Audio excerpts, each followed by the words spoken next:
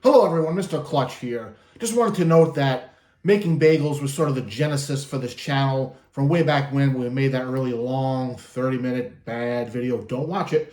Now we're back. Quality's getting better. I'm loving it.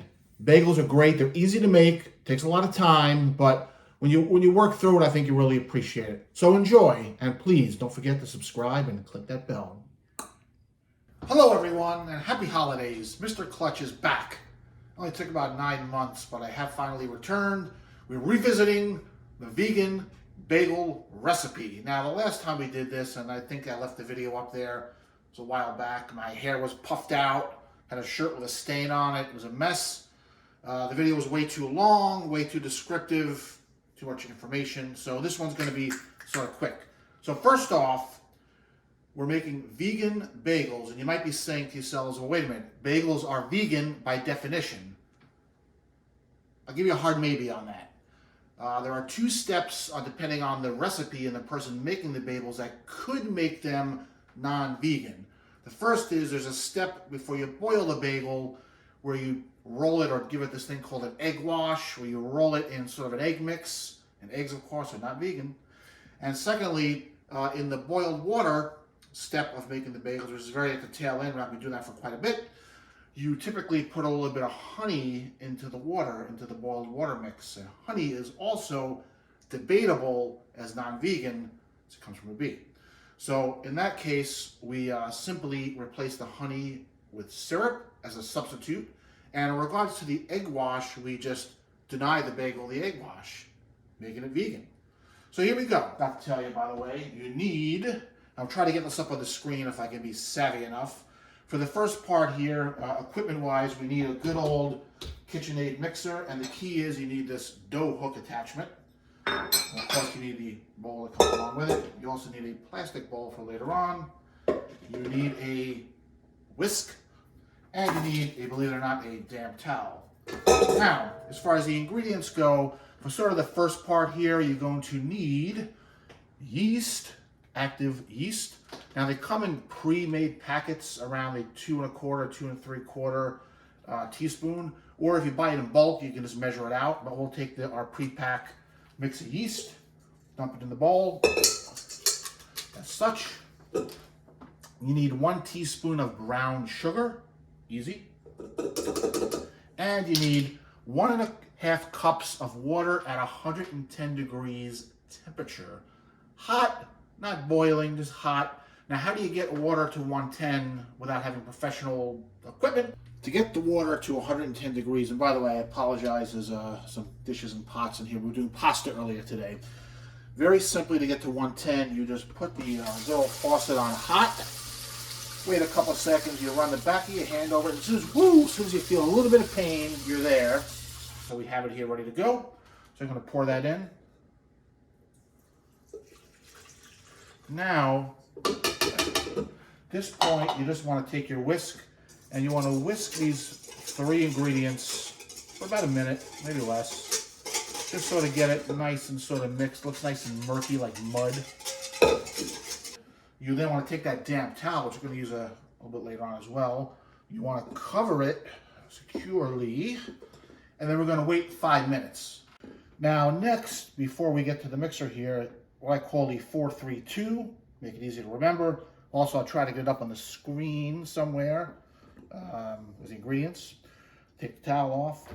We got 4 cups of bread flour. Key word there is bread, not ordinary, plain, everyday flour. It must be bread flour, which you can find in any grocery store next to the regular flour. 4 cups, I pre-measured it for speed. Gonna dump that in here as such. 3 teaspoons of brown sugar as it makes its second appearance here. And 2 teaspoons of salt. Drop that in. Put it up on our mixer here. Well, turns out you couldn't see it, so now you can see it here, where I have the dough moving at a nice pace here in the mixer. Of course, the mixer was out of frame earlier. And like I said, I like to just sort of rotate between sort of medium and high. It takes about 5 minutes total. Now, so I have to lock this guy. until it looks and feels like dough, and you'll sort of know it. We're good. Pop that to off. Sort of slowly take this out, and you'll see what we got is a nice big piece of dough. Forget about it. Looks good, right? Looks good. Looks and feels like dough. Like I said, it's how you sort of know when to stop. Now, the next step is we want to knead this dough for a bit. We're going to take a little bit of the bread flour from earlier. You want to take about a half cup, make it available to you. You're going to spread just a little bit of it on the surface here. And you want to sort of damp your hands in them a little bit in the dough. You take this dough, this is how you knead, just for general use. And you sort of get it into like an oval type shape, such as this. And also you want to sort of double-side it here just to get some more of the bread flour on it.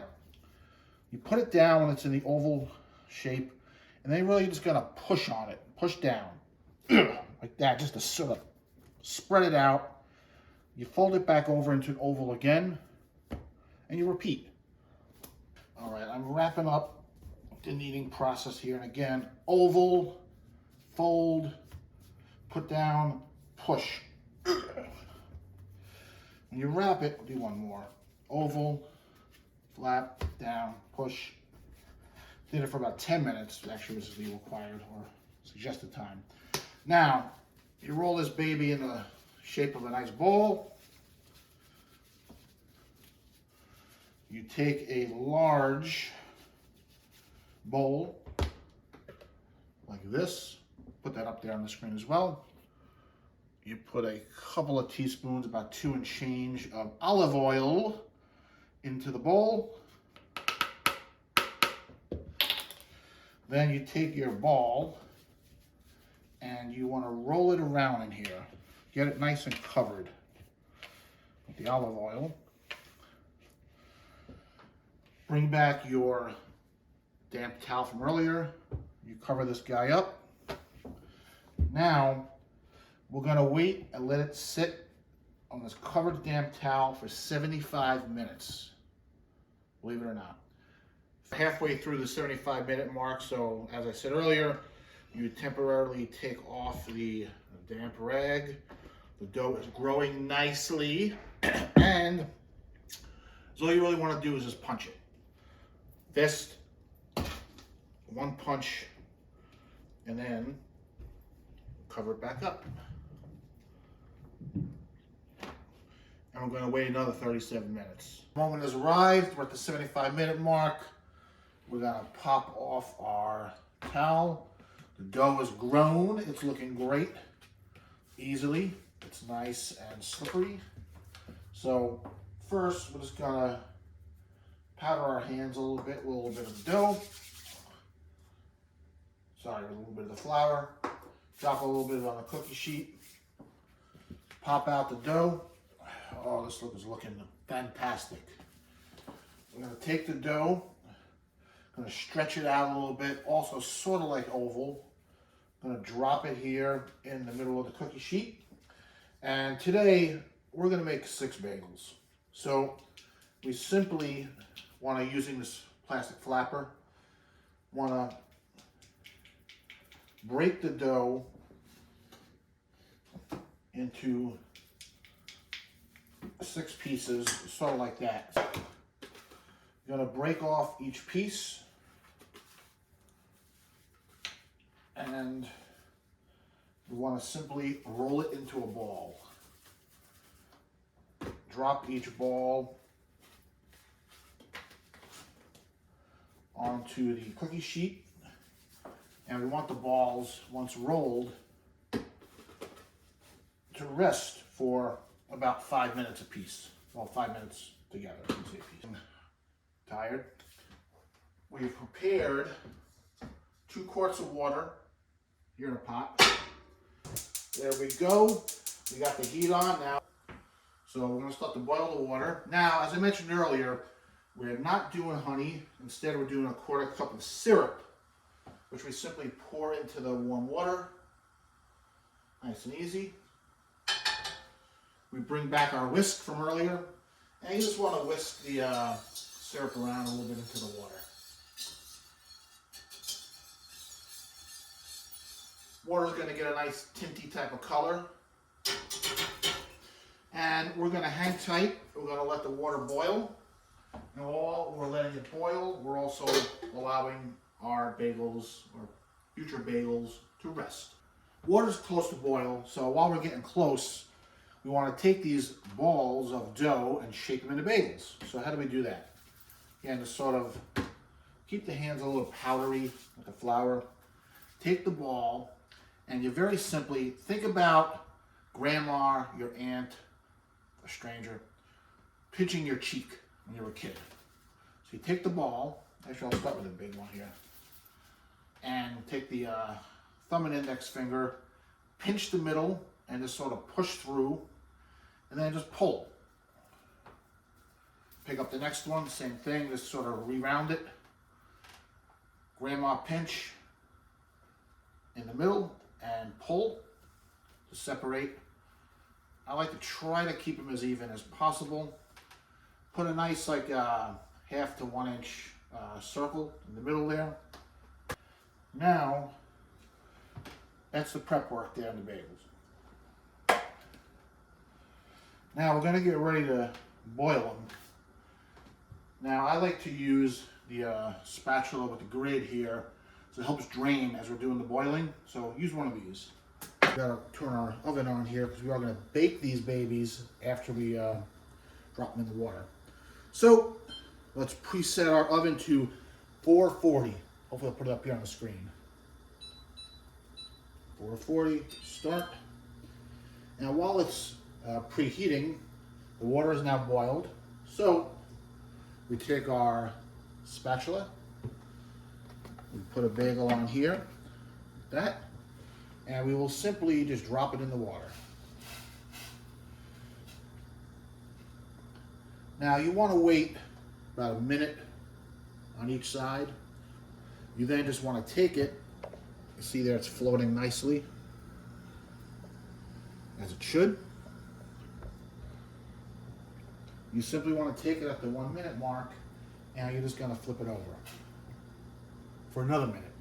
So 2 minutes of boiling each one of these guys. So we're going to wait another minute, and we're going to pop this guy off. Called Everything But the Bagel Seasoning Blend. It's got everything that's on an Everything Bagel here in a nicely contained here. So if you want to make some Everything Bagels, I usually do half everything, half plain. You simply put some of this on a dish, small dish, and when I scoop my bagel up here, let it drain a couple of seconds to get some of the water off, and then I'll just drop it on here. Let it absorb and pick up. I'll roll it around a little bit so it gets all the everything seeds on it. Top one there, and the sixth one I'm going to put back on the Everything Bagel. Spread that, and I'm going to go check the doorbell. I'll be right back. Now, if you time things right, you should be done, and you should have your bagels here ready to go. You say you got 3 everything, 3 plain. They're supposed to rest for 3 to 5 minutes before you throw them in the oven. And currently, the stove is just about preheated. I'm at 420. These guys are rested. We're going to drop them in the oven. Top rack, again, 10 minutes on 440, rotate another 10, done. All right, all the hard work and labor, this is the moment we've been waiting for. Crack open the oven here. Now I skipped the part, by the way, we did the 10-minute rotation. And voila, here we go. What do you think? We're gonna let them cool for a few minutes and we'll take one last look. All right, friends, here's a little close-up on the finished product. What do you think? Let me know. I think these are looking pretty good, pretty decent. So that's the conclusion of making a vegan bagel. Hopefully you'll try it and let me know how it works out. Until next time, this is Mr. Clutch signing off.